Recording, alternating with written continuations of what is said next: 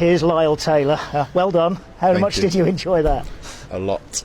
I mean, look, it's for those who don't know and haven't seen. It is absolutely chucking it down here. It is horrible. Away from home with God knows how many following us and singing their hearts out. What's that? 4 away wins on the bounce for the first time since 1995. Jesus. So most of our squad, me, Colback, Bongy, were the only ones that have been alive. Maybe Lolly. So it's a long time, and I'll be completely honest, I believe that's thoroughly deserved.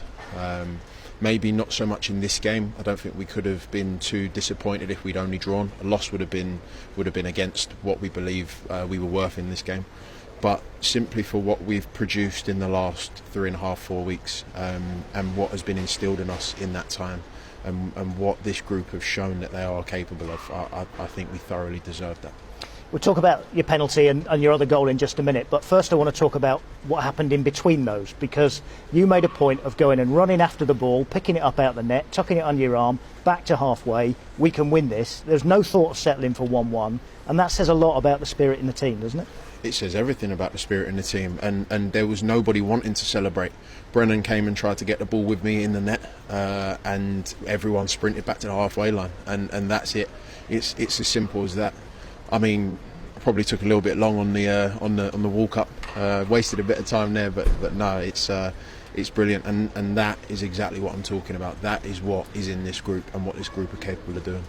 So talk us through the penalty then, because how do you do that? I know you did it last season, didn't you? Last minute, last kick against Coventry to win the game, but how on earth do you hold the nerves back to just walk up to it and do that? I can't actually tell you. I actually can't. I can't. There is a, I'm not going to say there's a science behind it, but there is an art to it, and it's something I work on every single day.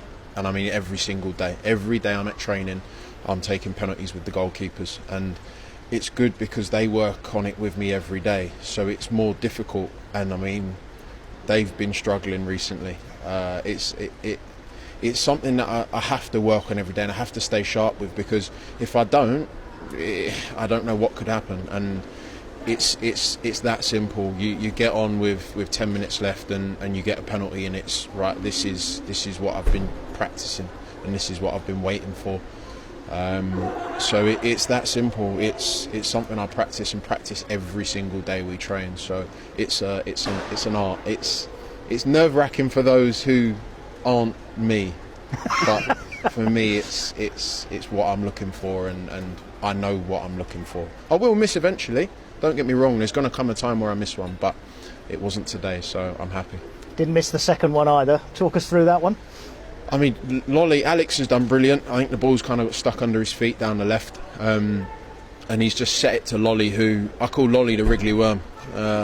He's arms and legs, and you can't get near him or get the ball off him. It's unbelievable. And he's kind of wriggled onto his what he would say is his favoured right foot. And I think it's going in, to be completely honest. I think it's going in. It's a hell of a save, full stretch, and it's just hit me. It's hit me in the stomach and dropped to me. I mean, I'll take it. I think probably 3 months ago, if you asked Panos, the nutritionist, that might have bounced off my stomach and out for a goal kick. But yeah, it's a good day today. Yeah, you've enjoyed that few minutes, haven't you? Absolutely. Yeah, and great at the end with all the fans as well. You mentioned right at the start of this interview how many of them have come down on a horrible night. They've got a horrible journey back, but will be made better by what happened there. Absolutely. And do you know what? It's those people who make these games like this and these results worth it, because if we had, I don't know, 150 fans, it just wouldn't have been the same. You wouldn't have seen, I think I saw a pink flare, you wouldn't have seen a pink smoke going off and that kind of thing, because of the number of fans. But we've got an incredible away following. I mean, you see the City ground on Saturday, it was 28,000 odd. It's a proper football club with a proper following. So yeah, it's brilliant to have so many of them here, and I saw a few pink shirts floating about as well. Yeah, I was going to mention those as well. It's nice to see in the crowd, wasn't it? Absolutely. Just need to get a few more of them now and get them all sold. And look, there's the support from the fans has been brilliant since I've started this Pink October.